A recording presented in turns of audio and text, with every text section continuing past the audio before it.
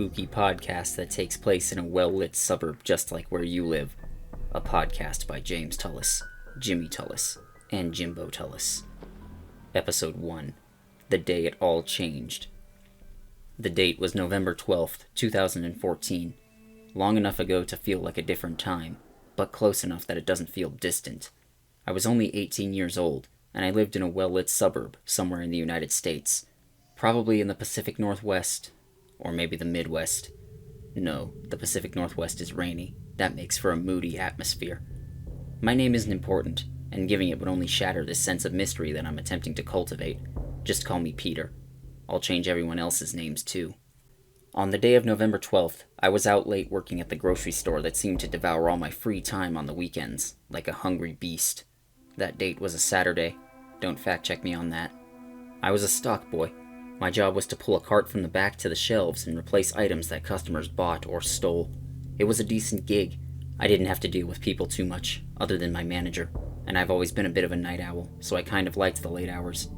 Nothing unusual happened at work that day. I picked up cans, then put them down. It was the same as always. When my shift ended, I stepped outside into the night to wait for my ride to get there.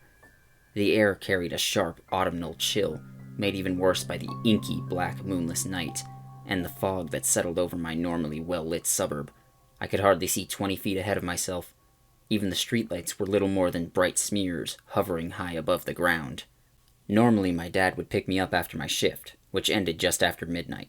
He was a retired military man, never late to any appointment, and oftentimes he would wait for me in the parking lot for 10 or 15 minutes before I was done. When his car didn't appear out of the mist, I assumed that he had fallen asleep and shot him a text message to rouse him from his slumber. No response. I tried another.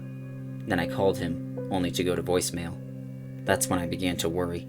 The night was cold and dark, and only getting colder and darker with every moment that passed. I waited for nearly 40 minutes before I decided to just walk home. I could maybe have asked a coworker or my manager for a lift, but it would have made this next part far less dramatic. My house was about 2 miles from the store where I worked. Not a marathon, by any stretch. It was just near the edge of my well-lit suburb, a new housing development where many of the neighboring domiciles stood empty, save the occasional teenage hooligan. Every step felt more eerie than the last, and every sound seemed to be a serial killer hiding in the bushes, or maybe just a stock effect that came with this editing software. When I arrived at my destination, a curious sight greeted me.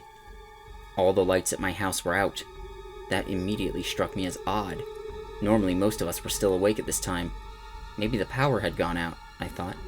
As I moved closer, I continued to observe the house and describe it in excessive detail in a poor attempt to build tension.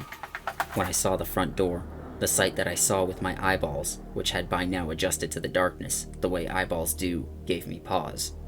The door was open, slightly open, that's why I couldn't see it before.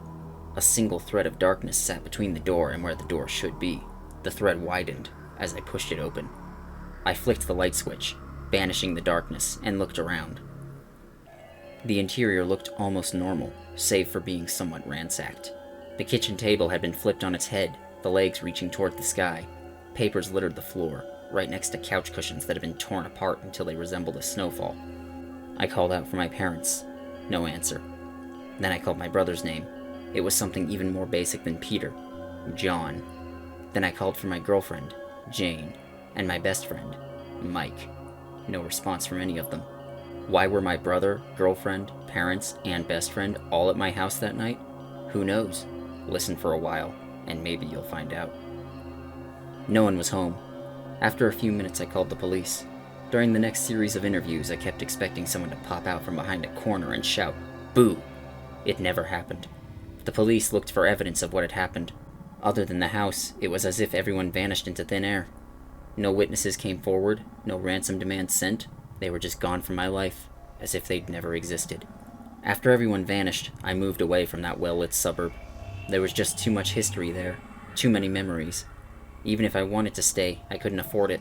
The mortgage, the property tax, a high school student can't afford all of that with a part-time job, unless you're the main character of an anime, for some reason. Now I live in an older housing development outside of that well-lit suburb, in a house with 2 roommates who will not feature in this story. One day I sat on my couch, playing whatever video game was popular at the time of this writing, when the doorbell rang. I went to open it. A man stood at the door. He wore very casual clothing, just worn-out jeans and a plain black hoodie. I didn't recognize him. "Can I help you?" I asked. The man had a voice much like mine, almost as though the producers couldn't afford to pay any other actors. "Are you Peter?" he asked. When I said yes, he handed me a small brown package with no writing and no label on the outside. Before I could recite any more poorly written dialogue, he ran off to his idling car and sped off. It was weird, and opening the package only made it weirder. It was a diary.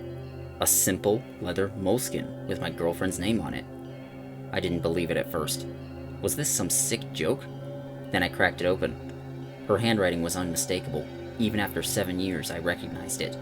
The story she told inside was mind-blowing. So mind-blowing I can't tell you what it said all at once. What I can say is that it might be the key to figuring out what happened all those years ago. So here I am. I'm conducting an investigation into some strange occurrence that happened several years in the past, and I'm recording my findings in the form of a podcast. It's a very original idea that no one else has ever thought of before. I could just wait until I find out all pertinent information and give it all at once, but nah. It's more fun to do it 1 week at a time. End of episode 1.